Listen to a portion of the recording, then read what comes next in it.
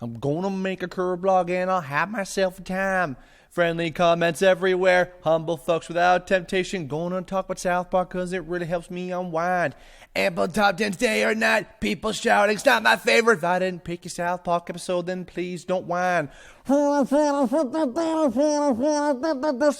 to my Kirblog and be a friend of mine.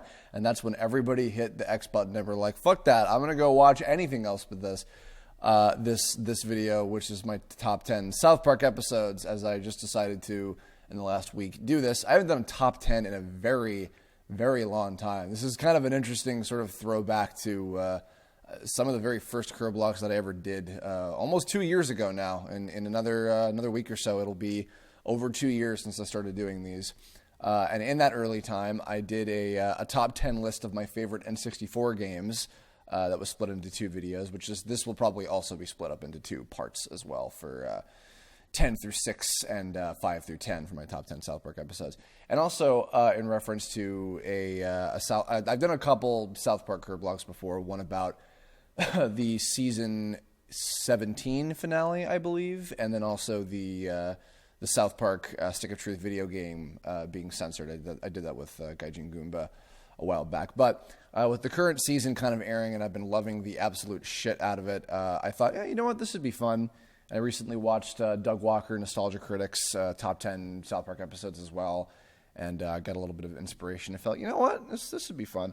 For those of you who have seen Doug's top 10 list, there will probably be a few repeats, but I think I certainly have enough of my own list that it warranted getting its own video. It's not a, full on, I just agree with everything he said, but it was definitely the blueprint laid down, so thank you to Doug for that. But either way, I guess to start off with, since actually, kind of funnily enough, the top 10 and top 9 episodes kind of tie in with my sort of early days of the franchise, I guess I'll just sort of give a brief little bit of history.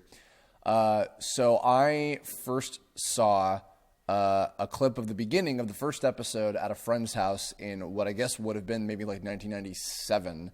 I was still in the midst of the Pokemon obsession. I think it had just hit by that point. And I think right around that time, if I'm remembering my dates correctly. But I was at a friend's house. Nick, who was, if those of you who remember my Donkey Kong Country episode, Kirblog, he was my best friend before I met Mike Lucas, and we got married and had 10 beautiful children. But Nick had a clip of it, or he found it somewhere on the internet or something, on the primitive ass late 90s internet on his computer, and we watched the scene of Kyle kicking the baby, etc. And then after that, it just kind of already began sweeping the nation, and it was a very strange time for me because everybody I knew in school, or at least from what everybody was saying, everybody was watching it and seeing all the episodes and everything. And this was mid to late elementary school. This was around the same age as the boys, when this was going on for me. And it was so weird because it seemed like almost everybody else I knew was allowed to actually watch the show. And I had to be much sneakier about it. And by sneakier about it, I mean my dad and I watched it and my mom was not happy about it. But my dad was really enjoying it. And so we would... I don't think it was that we were actually keeping up with the episodes as they were airing from week to week, from what I can remember. I think actually what it was is that my dad and I would more often be renting the videos. That's right, the VHS tapes. I know every fucking time VHS is mentioned, remember that? Yes, I know you all know what fucking tapes are. Anyway, point is, we used to rent them a lot, and they would have, this was back when you'd have 3 episodes of tape. And, so we watched a bunch of season 1 over and over that way. And, I'd watched so many of those so many times with my dad specifically. But that leads into my number 10, my bottom 10, because it's not a particularly amazing episode, but I absolutely have a huge nostalgic soft spot for it because of watching it with my dad so much. And I can still go back and watch and still enjoy it for what it is, of course, is Mr. Hanky the Christmas Poo. The very first, well, technically the first Christmas episode, but obviously, there was the short that led to the show being made in the first place, you know what I mean? But either way, first big Christmas episode, and I have such fond memories of, as I'm sure many, many people do, of Kyle's mom is a big fat bitch, etc. You know, at the time, I think for a lot of kids, just watching the show in general was kind of like a treat because there were so few like adult cartoons like that existed at the time in the U.S. that it was still just like this kind of magical experience of like, whoa, you know, I'm peering into the adults world, sort of. Even though I don't know, I think Trey and Matt were still in like their 20s at the time that they made that, and the whole first season. I'm sure like. I think that in the commentaries they've talked about how they don't really look back on the first season, the first couple seasons with a whole lot of like, oh yeah, we're really proud of that because they were, you know, there was a lot of like, whoa, I can't believe they're making these jokes about gay people and feces and, you know, whatever, and Satan, etc. You know, this kind of shit. Like just very like topics put in an immature manner that was coming off like it was mature. You know, kind of thing. But either way, Mr. Hanky the Christmas Pooh also, I think, of those first set of episodes, I think actually had like not a poignant message like the later episodes like, you know, became known for, but definitely had a good message of just kind of like growing to understand each other like through different types of religions, which obviously other episodes have done infinitely better. But I don't know, I feel like almost maybe in a way, maybe this Christmas episode for that first season was almost kind of like the thing that led them to what eventually the show became a lot more about, which was getting kind of an interesting and deeper point across, you know, through ridiculous, immature-esque comedy. But more so than anything, I just love this episode because my dad and I used to watch this all the time. We watched it every Christmas, watched it multiple times every Christmas just because we loved it so goddamn much. And a little funny story, one Christmas, I was given a box that was filled with lots of little boxes, and it was a fun little adventure. And my dad was like, all right, well, go through the boxes and check out your presents. And in the little boxes, I got a lot of these little collectible Pokemon figures that I used to get. And in one of the boxes was a Mr. Hanky the Christmas Pooh figure, you know. So that was tossed in there because my dad had a soft spot for that just as well. Shit jokes. Anyway, all right, number 9, Jubilee. This is, I would actually say that I technically like Mr. Hanky the Christmas Pooh more than this episode. But what I love about this one, this specifically of the Meteor, or I guess the Comet trilogy, I should say, of episodes while, you know, the parents are out and everything, and they all want to go watch the comet and everything go by. This one in particular was funny just because this was my favorite of the three of them. For, you know, the Zordon Moses was fucking ridiculous. Kenny and Kyle, you know, having a little bonding experience and everything. Just a lot of those jokes. More so why I put this one on here is actually because of the time that it was associated with, which was being really, really fucking excited about the movie coming out. And funnily enough, and also the South Park movie is not something on this list. It's something that I love so much, like as a separate entity from the show. But I didn't actually get to see the movie until way later, like many years after it had actually come out, which I forget. I think it was like 99 or 2000. I can't remember what year it was, but either way, I didn't see it until many years later. And but Jubilee and the other two episodes, two guys in a sauna or whatever it was, and then the one with Cartman doing the Wild Wild West thing and all that shit. This one was just my favorite, just because I distinctly remembered like a lot of the jokes associated with like all the, you know, the Jew camp and, you know, again, Zordon Moses and all that shit was just, you know, very amusing to me. And I remember a while ago, I think a few years ago by this point, I was going back and rewatching a lot of the older episodes, specifically from like the first couple seasons. And I was like, oh, this is one that really just made me smile for some reason. I don't know. Maybe this one's a little hard to describe. It mostly has to do with just the time of excitement around like when the movie was happening and just how this was still like on that cusp of like, oh my God, this is crazy because, oh, this adult cartoon that my dad's letting me sneakily watch and everything, you know. But anyway, moving on. All right. Number 8, Good Times with Weapons. This is skipping way ahead. So I actually had not been keeping super up to date with South Park like over the years. I remember there was a time, I think it was around the time when Kenny was killed off permanently for like a few seasons and they replaced him with Butters. Around that time, I was beginning to like care a little bit less, weirdly, because Kenny is my favorite character in the show. But by this point, this would have been season 8 was when Good Times with Weapons aired, was when he was back in the show permanently. I still wasn't really keeping up with it. I didn't dislike it or anything. I just wasn't really going out of my way that much to try and find it because I was too busy probably being obsessed with anime. And how fitting that this is one that would be up here. I remember watching this at a friend's house. There was one day where this was the era when Dragon Ball GT was coming out on DVD. I think it was before it was on Cartoon Network for a while.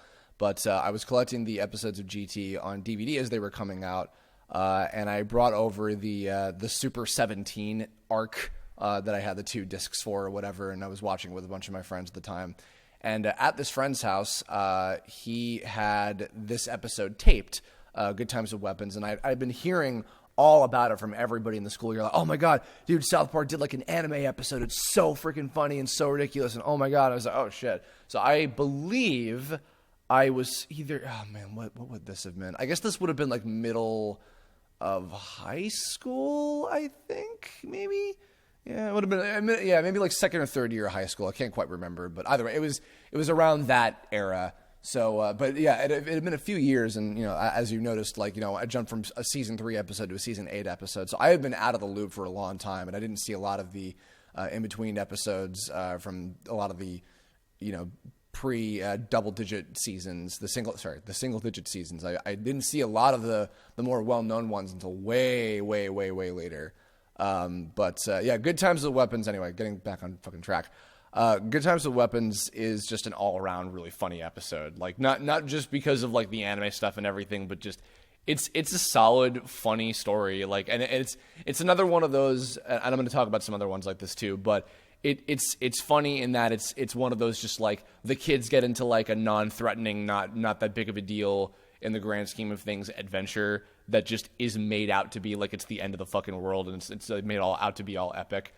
And again, not just because of the anime stuff, but just like all the things as they transpire with like, oh, they're going to get in trouble and they got to hide butters and all this shit. The anime stuff is also what, made it really stand out because it was fucking hilarious. And you could tell that there was a lot of like love put into like the designs and the animation for how they were going. I could tell, and I think it's the first part of the episode where the theme song, the famous theme song plays.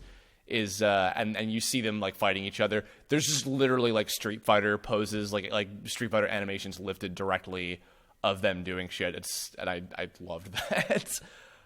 So pretty basic. That's just that's one that I again have fond memories of watching that with a bunch of friends. Somebody had taped it at the time, and just style wise, I think it's really funny. So, and of course, a lot of people have done some great fan art of like anime style South Park stuff, including that Soul Eater opening, which I'm sure a lot of people have probably seen around on YouTube and shit. But either way, yeah, anime and South Park strangely mixed together. I do wonder about how Japan feels about South Park, like in general. I'm kind of curious about that. But either way, okay, so number 7, the Coon trilogy. This is where I'm ripping off Doug's top 10 list a little bit. The Coon trilogy is fantastic. I have watched all 3 of those episodes at least 3 times. Like, I'll watch all of them in a row. This was another case where I missed this. This was season 14, I believe. And this season is probably my overall favorite because it has the most amount of episodes that are my favorites, just overall. But either way, the Coon trilogy was, I had missed the initial Coon episode as well when he first showed up and they had Mysterion and everything. I've seen all of the superhero episodes by this point, and they are amongst, not my top 10, but definitely like favorite episodes of mine. I love the lore and the story that they came up with. I'm very excited about the Fractured But Whole game with focusing on those. I don't know if they're necessarily going to delve deeper into some of the things about that sort of lore, and like if they're going to solve some of the mysteries of certain characters and things, mainly with Mysterion.